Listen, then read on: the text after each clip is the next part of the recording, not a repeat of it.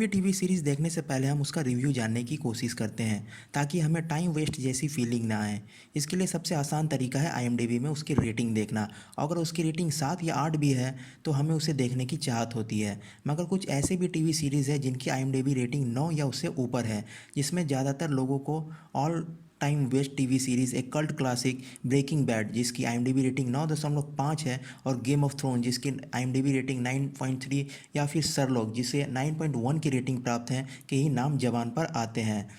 तो आज हम इसी कड़ी में देखेंगे ऐसे ही 10 टीवी सीरीज़ जिनकी आईएमडीबी रेटिंग 9 या इससे ऊपर है। The wire. इस क्राइम ड्रामा थ्रिलर की कहानी काफ़ी रियलिस्टिक सी है, जो बाल्टीमोर के सोसाइटी में ड्रग्स के प्रभाव को ड्रग्स डीलर और पुलिस के नज़रिए से दिखाती है।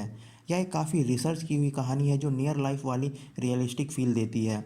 आपको यह जानकर बड़ी हैरानी होगी कि शुरुआत में इसे दर्शकों और क्रिटिक्स द्वारा लगभग नकार ही दिया गया था और इसे कभी भी कोई अवार्ड जैसे गोल्डन ग्लोब या एमी भी नहीं मिला है। इस शो ने इड्रिस अल्बा और माइकल बी जॉर्डन को मेन स्ट्रीम सक्सेस दिलाई। फिलहाल आप इस बेहतरीन टीवी सीरीज़ को डिज्नी प्लस हॉटस्टार पर देख सकते हैं।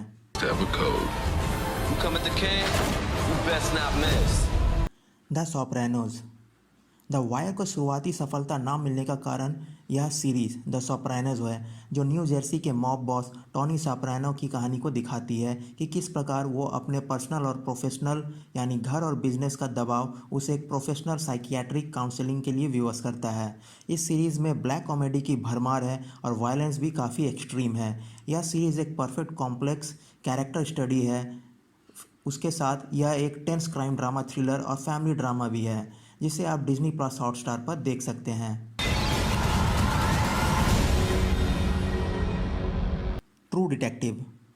यह क्राइम ड्रामा थ्रिलर सीरीज़ है जिसके अब तक 3 सीजन्स आ चुके हैं और हर सीजन की कहानी पहले सीज़न से अलग है, यानी हर सीज़न एक नई कहानी। बट पर्सनली मुझे पहला सीज़न तीनों सीजन्स में से बेस्ट लगा, जहां मैथ्यू मैकॉग्नी और वुडी हारेल्सन एक सीरियल किलर की तलाश में रहते हैं। बाकी के 2 सीजन्स भी बेहतरीन हैं, मगर पहला वाला बेस्ट है। हर सीज़न की कहानी की बिल्डअप थोड़ी स्लो है, मगर 10 सीन्स और सस्पेंस एंड ट्विस्ट बाकी कमी पूरा कर देती है, और इसे आप डिज्नी प्लस हॉटस्टार पर देख सकते हैं। Band of brothers. 2001 की इस मिनी सीरीज़ की कहानी easy company 506 regiment of 101 airborne division की है, जो 1942 में दूसरे विश्व युद्ध को ख़त्म करने के लिए बनी थी। और इस इजी कंपनी ने कई ऐसे काम किए जो उस समय असंभव माने जा रहे थे, और इसके एग्जीक्यूटिव प्रोड्यूसर में स्टीवन स्पीलबर्ग का भी नाम है, जिन्होंने उसी वक्त टॉम हैंक्स और मैट डेमन की सेविंग प्राइवेट रायन भी डायरेक्ट की थी। फिल्म में वार और इमोशनल सीन्स का परफेक्ट कॉम्बो है, जिसे आप वीकेंड में डिज्नी प्लस हॉटस्टार पर चिल होकर देख सकते हैं। फायरफ्लाई। यह इस लिस्ट में सबसे बदकिस्मत सीरीज़ है जिसे दर्शकों और क्रिटिक्स का प्यार शुरुआती दिनों में नहीं मिला। एक सीज़न और 14 एपिसोड्स के बाद इस शो को कैंसिल करना पड़ा। इस साईफाई एक्शन सीरीज़ की कहानी भविष्य के एक स्पेस क्रू की है जो गैलेक्सी में घूमते रहते हैं, जहां वो कई प्रकार के नए एडवेंचर्स करते हैं। जॉस व्हीडन, जिसे एवेंजर्स को डायरेक्ट करने के लिए स्पेशली जाना जाता है, इस शो के क्रिएटर थे। तो आप इस शो में एंटरटेनमेंट के लेवल का अंदाज़ा लगा सकते हैं। एक्शन कॉमेडी रोमांस का फुल कॉम्बो है यह सीरीज़, मगर अनफॉर्चुनेटली यह सीरीज़ भारत में किसी भी ओटीटी पर अवेलेबल नहीं है। 2005 में इस सीरीज़ की एक फॉलोअप फिल्म आई थी सेरेनिटी, जिसे आप यूट्यूब पर देख सकते हैं।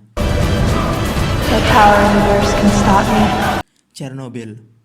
2019 की इस मिनी सीरीज़ हमें अप्रैल 1986 में सोवियत संघ के चेरनोबिल में न्यूक्लियर प्लांट हादसे की कहानी को दिखाती है, जिसे पूरे इतिहास में मानव गलती द्वारा किया गया सबसे भयानक हादसा है।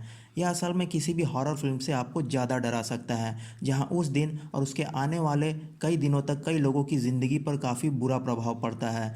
इस सीरीज़ को देखना काफ़ी मुश्किल साबित हो सकता है, लेकिन फिर भी आप ट्राई करना चाहें तो आप इसे डिज्नी प्लस हॉटस्टार पर देख सकते हैं। मैडनेस।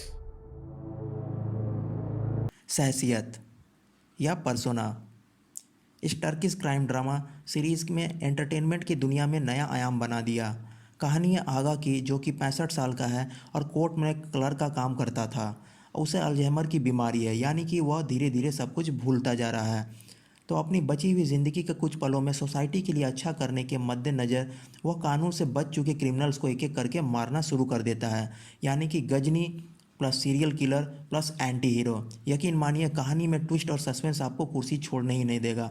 और स्पेशल मेंशन टू इसके ओपनिंग थीम म्यूजिक को। इससे ज़्यादा इफेक्ट देने वाला इंट्रो बहुत ही कम सीरीज कर पाए हैं। कोटा फैक्ट्री 2019 की यह भारत की पहली ब्लैक एंड वाइट सीरीज़ थी जहां प्रेजेंट डे में आईआईटी की तैयारी करने वाले स्टूडेंट्स की लाइफ को दिखाया गया है। और इस आई ओपनर सीरीज़ को मेरे ख्याल से लगभग 90% स्टूडेंट्स ने तो ज़रूर देखा ही होगा। कई impactful scenes, realistic situations, memorable characters, execution and specially Jeetu भैया के ज्ञान इस सीरीज़ को यूनिक बनाते हैं, जिसे आप यूट्यूब पर देख सकते हैं। लास्ट मोमेंट तक लड़ेंगे, आईआईटी क्रैक करेंगे, ठीक है। TVF pictures. अब टीवी सीरीज़ की बात हो रही है तो भारत भला क्यों पीछे रहे। 2015 की इस मिनी सीरीज़ ने एक तरह से इंडिया का ट्रेंड सेट किया था। यह कहानी है चार दोस्तों की जो अपने डेली 9 से 5 की जॉब को छोड़कर अपना खुद का कुछ करने की सोचते हैं। इस दौरान उन्हें किस प्रकार का रिएक्शन अपने आसपास के लोगों से मिलता है यह देखने लायक रहता है। इस सीरीज़ ने ही लिटरली भारत में स्टार्टअप का ट्रेंड लाया। फिलहाल आप इस सीरीज़ को यूट्यूब या फिर टीवीएफ के ऐप पर देख सकते हैं। Scam 1992 Harshad Mehta story. Corona काल के दौरान रिलीज़ हुई इस सीरीज़ को क्रिटिक्स और ऑडियंस दोनों का प्यार मिला। 80 और 90 के दशक के बॉम्बे को दिखाती यह सीरीज़ कहानी बताती है हर्षद मेहता की, जो कि एक स्टॉक ब्रोकर है और किस प्रकार उसने अकेले ही स्टॉक मार्केट को हिला डाला था। इस सीरीज़ को देखने के बाद स्टॉक मार्केट की बेसिक ABCD तो आप बिल्कुल समझ ही जाएंगे। प्रतीक गांधी ने once in a life time वाला कैरेक्टर प्ले किया है और इसका थीम म्यूजिक तो कई लोगों का रिंगटोन बन चुका है। और आप इस सीरीज़ को सोनी लिव पर देख सकते हैं। आपको यह वीडियो कैसा लगा? अगर हमने इस लिस्ट में कुछ मिस किया हो तो प्लीज़ कमेंट सेक्शन खुला हुआ है, आप बेशक हमें ज़रूर बताएं। और आगे आने वाले वीडियोस के लिए प्लीज़ हमारे चैनल को सब्सक्राइब करें।